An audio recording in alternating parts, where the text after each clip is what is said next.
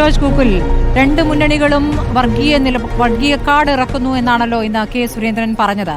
പക്ഷെ അതേസമയം പറയുന്നു വെള്ളാപ്പള്ളി നിലമ്പൂരിലെത്തി നടത്തിയ പ്രസംഗം അതവിടെ വോട്ടാകുമെന്ന്. അപ്പോൾ അതിൽ വർഗീയതയില്ലേ? സ്മൃതി, ഞാൻ അതിലേക്ക് വരാം. അതിന് മുമ്പ് ഞാനൊരു കാര്യം, ഇപ്പോൾ ഇവർ രണ്ടുപേരും കാർഡ് ഇറക്കുന്നു എന്ന് പറഞ്ഞു. ശരിക്കും പറഞ്ഞു കഴിഞ്ഞാൽ ഇവർ രണ്ടുപേരും അല്ല ഈ പറയുന്ന കാർഡ് ഇറക്കിക്കൊണ്ടിരിക്കുന്നത്. ഈ കാർഡ് കൃത്യമായിട്ട് കേരളത്തിലെ ടേബിളിൽ ഇറക്കി കളിച്ചുകൊണ്ടിരിക്കുന്നത് റാഡിക്കൽ ഇസ്ലാമാണ്. കാരണം PDP ഒരു വശത്തുനിന്ന് ഇടതുപക്ഷത്തിന് പിന്തുണ കൊടുക്കുന്നു, ജമാഅത്തെ ഇസ്ലാമി വളരെ കൃത്യമായിട്ട് അപ്പുറത്ത് പോയിട്ട് UDFന് പിന്തുണ കൊടുക്കുന്നു. ഇപ്പോൾ ജമാഅത്തെ ഇസ്ലാമിയെ വൈറ്റ് വാഷ് അടിക്കുന്ന പരിപാടി സതീശൻ്റെ നേതൃത്വത്തിൽ UDFും, PDP വൈറ്റ് വാഷ് അടിക്കുന്ന പരിപാടി ഇപ്പുറത്ത് CPM-ഉം വളരെ ഭംഗിയായിട്ട് ചെയ്തുകൊണ്ടിരിക്കുകയാണ്. ചുരുക്കി പറഞ്ഞു കഴിഞ്ഞാൽ രണ്ട് തീവ്രവാദ സംഘടനകൾ വെളുത്ത് കിട്ടുക എന്ന് പറയുന്ന ഒരു പരിപാടിയാണ് ഇപ്പോൾ നിലവിൽ കേരളത്തിൽ നടന്നുകൊണ്ടിരിക്കുന്നത്. അടിക്കടി നിലപാട് മാറുന്നതിന്റെ റീസൺ എന്താണെന്നുള്ളത് എനിക്ക് മനസ്സിലാകുന്നില്ല. ഒന്ന്, ഇപ്പോൾ ശ്രീ വസീഫ് അല്ല കംപ്ലീറ്റ് ചെയ്യട്ടെ വസീഫ് ഞാൻ കംപ്ലീറ്റ് ചെയ്യട്ടെ. ഒന്ന്, ഈ ഞാനത് കംപ്ലീറ്റ് ചെയ്യട്ടെ. ഒന്ന് പറയട്ടെ പൂർത്തിയാക്കട്ടെ. ശരി, ആയിക്കോട്ടെ. അടിസ്ഥാനമൊക്കെ നമുക്ക് കണ്ടെത്താം. നമുക്ക് അവിടെ നിൽക്കട്ടെ.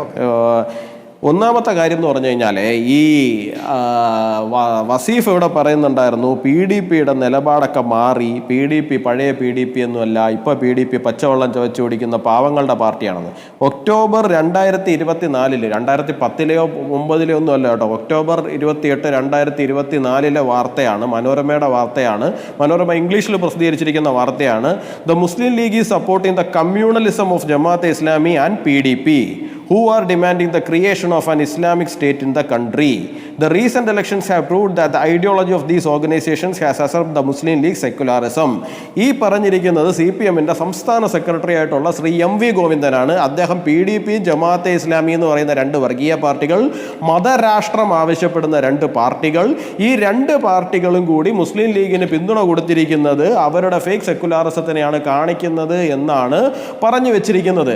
അപ്പോൾ ഈ ഒക്ടോബർ 2024 നിന്ന് 6-7 മാസങ്ങൾ മാത്രം പിന്നിട്ട് ഒരു ജൂൺ 2025 എത്തുമ്പോഴേക്കും എത്ര പെട്ടെന്നാണ് PDP എന്ന് പറയുന്നത് അങ്ങനെയൊന്നും അല്ലാത്തൊരു പാർട്ടിയായിട്ട് CPM-ന് മാറി എന്നുള്ളത് വളരെ അത്ഭുതത്തോടു കൂടി മാത്രം കേരളം കണ്ടുകൊണ്ടിരിക്കുന്ന ഒരു കാഴ്ചയായിരിക്കും. പിന്നെ ഈ അബ്ദുൾ നാസർ മദനി ഇപ്പോൾ വന്നിട്ട് പറയുകയാണ്, ഞാൻ വിശുദ്ധനായി, ഞാൻ അങ്ങനെയായി, ഞാൻ ഇങ്ങനെയായി. ഉടൻ തന്നെ എല്ലാവരും കൂടി അങ്ങ് വിശ്വസിച്ച് അദ്ദേഹത്തിന് തോളിലെടുത്ത് വെച്ചുകൊണ്ട് കിടക്കണമെന്നാണോ? ഈ അബ്ദുൾ നാസർ മദനിക്ക് എതിരായിട്ടുള്ള കേസസ് എന്താണ്? അദ്ദേഹത്തിന് മുഴുവൻ കേസുകളിൽ നിന്നും കുറ്റവിമുക്തനാക്കിയോ?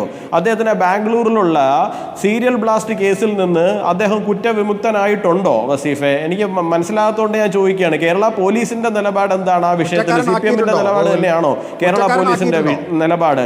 അല്ലല്ല, ഞാൻ തടിയന്റെ വിട അല്ലല്ല ഞാൻ കംപ്ലീറ്റ് ചെയ്യട്ടെ വസീഫെ. നിങ്ങൾ ഇത്രയും നേരം സംസാരിച്ച് അരമണിക്കൂർ ഞാൻ കണ്ടുകൊണ്ടിരുന്നതല്ലേ. ഈ തടിയന്റെ വിട നസീറുമായിട്ട് ഉള്ള അബ്ദുൾ നാസർ മദനിയുടെ ബന്ധങ്ങൾ ഈ 2008 സീരിയൽ ബ്ലാസ്റ്റിന് മുൻപും ശേഷവും അല്ല.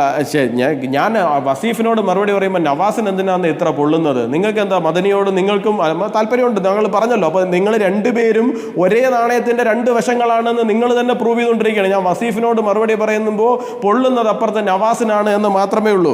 ഞാനതൊന്ന് കംപ്ലീറ്റ് ചെയ്തോട്ടെ. ഈ സീരിയൽ ബ്ലാസ്റ്റ് കേസുകൾക്ക് ശേഷവും അതിനു മുമ്പ് തടിയന്റെ ഇവിടെ നസീർ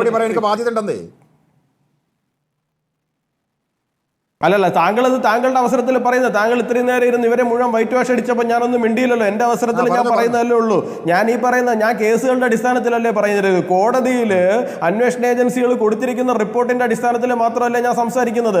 ഈ തടിയന്റെ ഇവിടെ നസീർ എന്ന് പറയുന്നത് ലഷ്കർ-ഇ തോബയുടെ സൗത്ത് ഇന്ത്യയുടെ കമാൻഡറായിട്ടുള്ള തടിയന്റെ ഇവിടെ നസീറിനെ ഈ ബ്ലാസ്റ്റുകൾക്ക് മുൻപും അതിനുശേഷവും മദനിയുടെ ഭാര്യയായിട്ടുള്ള സൂഫിയ മദനിയുടെ ഫോൺ നമ്പറിൽ നിന്ന് അബ്ദുൾ നാസർ മദനി കോണ്ടാക്ട് ചെയ്തിട്ടുണ്ട് എന്നുള്ളതിന്റെ എവിഡൻസ് വളരെ കൃത്യമായിട്ട് കോടതിയിൽ സമർപ്പിച്ചിരിക്കുകയല്ലേ നവാസെ? അങ്ങനൊരു അബ്ദുൾ നാസർ മദനിയെ നിങ്ങൾ എങ്ങനെയാണ് ഒരു സുപ്രഭാതത്തിൽ കയറിയിട്ട് വെള്ളരിപ്രാവായിട്ട് മാടപ്രാവും ഒക്കെ ആയിട്ട് ചിത്രീകരിച്ച് കേരളത്തിന്റെ മുമ്പിൽ അവതരിപ്പിക്കുന്നത്? ലോജിക്കലായിട്ടുള്ളൊരു ചോദ്യമല്ലേ ഇത്?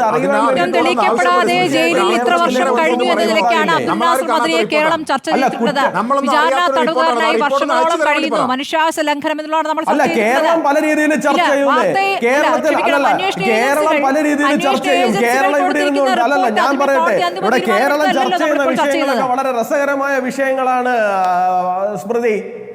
അല്ലല്ലേ, കേരളം ചർച്ച ചെയ്യുന്ന വിഷയം എന്നൊക്കെ പറഞ്ഞു കഴിഞ്ഞാൽ വളരെ രസകരമായിട്ടുള്ള വിഷയങ്ങളൊക്കെയാണ് സ്മൃതി.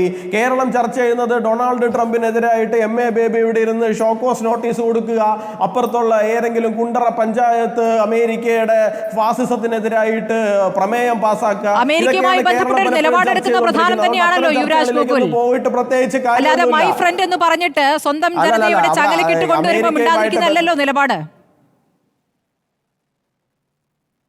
അല്ല, സ്വന്തം ജനതയെ അവിടെ മോഷ്ടിക്കാൻ പോയി കഴിഞ്ഞു കഴിഞ്ഞാൽ വളരെ ഗംഭീരമായ മറുപടി യുവരാജ് ഗോകുൽ. ഇവിടെ നിന്നും മോഷ്ടിക്കാൻ പോയ ജനതയാണ്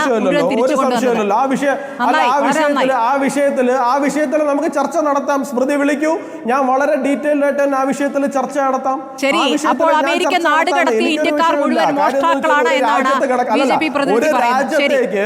ഒരു രാജ്യത്തേക്ക് തീർച്ചയായിട്ടും അങ്ങനെ തന്നെയാണ്. ഒരു രാജ്യത്തേക്ക് കടന്നു പോകുമ്പോൾ അവിടുത്തെ നിയമങ്ങളും അവിടുത്തെ സംവിധാനങ്ങളും അനുസരിച്ച് പോകാണ്ട് വേലി ചാടി പോയി കഴിഞ്ഞു കഴിഞ്ഞാൽ അവർ പിടിച്ച് കെട്ടിയിടും. അങ്ങനെ പോകുന്ന ആൾക്കാർ നിങ്ങളുടെ ആരുടെയെങ്കിലും ഒക്കെ സുഹൃത്തുക്കളായതുകൊണ്ടാണ് നിങ്ങൾക്ക് വേദനിക്കുന്നത്. മര്യാദയ്ക്ക് ആ രാജ്യം അനുവദിച്ചിരിക്കുന്ന നിയമപരമായ രീതിയിൽ ആ രാജ്യത്തേക്ക് പോയി കഴിഞ്ഞാൽ പ്രശ്നം ഉണ്ടാവില്ല. അവരാരും പിടിച്ച് കെട്ടിയിടുന്നില്ല. അവരാരെങ്കിലും പിടിച്ച് കെട്ടിയിടുകയാണെന്നുണ്ടെങ്കിൽ തീർച്ചയായിട്ടും നമുക്ക് സംസാരിക്കാം. അതിനകത്തൊന്നും വേറെ യാതൊരു തരത്തിലുള്ള ബുദ്ധിമുട്ടുകളുമില്ല. ഇവിടെ വിഷയം അതല്ലല്ലോ. ഇവിടെ സ്മൃതി പറഞ്ഞതിന്റെ മറുപടിയായിട്ട് മാത്രമാണ് ഞാൻ പറഞ്ഞത്. കേരളം അത്തരത്തിലുള്ള പല വിഷയങ്ങളും ചർച്ച ചെയ്യുന്നുണ്ടാവുമായിരിക്കും. പിന്നെ ഈ വെള്ളാപ്പള്ളിയുമായി ബന്ധപ്പെട്ടിരിക്കുന്ന വിഷയത്തിൽ 4-5 ദിവസങ്ങൾക്ക് മുമ്പ് നമ്മൾ സംസാരിച്ചപ്പോൾ ഞാൻ വളരെ കൃത്യമായിട്ട് മറുപടി പറഞ്ഞാണ്. വെള്ളാപ്പള്ളി പറഞ്ഞത് എന്താണ്? ഇവിടെ ഈഴവരുടേതായ രാജ്യം ഉണ്ടാക്കണമെന്ന് പറഞ്ഞു, അല്ല ഹിന്ദുക്കളുടെ രാജ്യം ഉണ്ടാക്കണമെന്ന് പറഞ്ഞു, അല്ലെങ്കിൽ മറ്റെന്തെങ്കിലും പറഞ്ഞോ? ഇല്ലല്ലോ. വെള്ളാപ്പള്ളി നടേശൻ പറഞ്ഞത് മലപ്പുറം ജില്ലയില് ഈഴവ സമുദായത്തിന് അല്ലെങ്കിൽ SNDPക്ക് നേരിട്ടുകൊണ്ടിരിക്കുന്ന വിവേചനത്തിനെ കുറിച്ച് മാത്രമേ അദ്ദേഹം പറഞ്ഞിട്ടുള്ളൂ. തീർച്ചയായിട്ടും അത് വോട്ടാകും. അതിനകത്ത് എന്താണ് ഇത്ര സംശയം ഇരിക്കുന്നത്? ആ വിഷയം ജനുവിൻ അല്ലേ? കേരളം ഭരിക്കുന്ന സർക്കാരിന് പോലും അതിനകത്ത് കൃത്യമായിട്ട് എതിരഭിപ്രായം ഇല്ലല്ലോ. പിന്നെ കേരളം ഭരിക്കുന്ന പാർട്ടിക്ക് അതിൽ അഭിപ്രായ വ്യത്യാസമില്ല. അങ്ങനെയാണെങ്കിൽ വസീഫ് അതിന് പ്രതികരിക്കണം.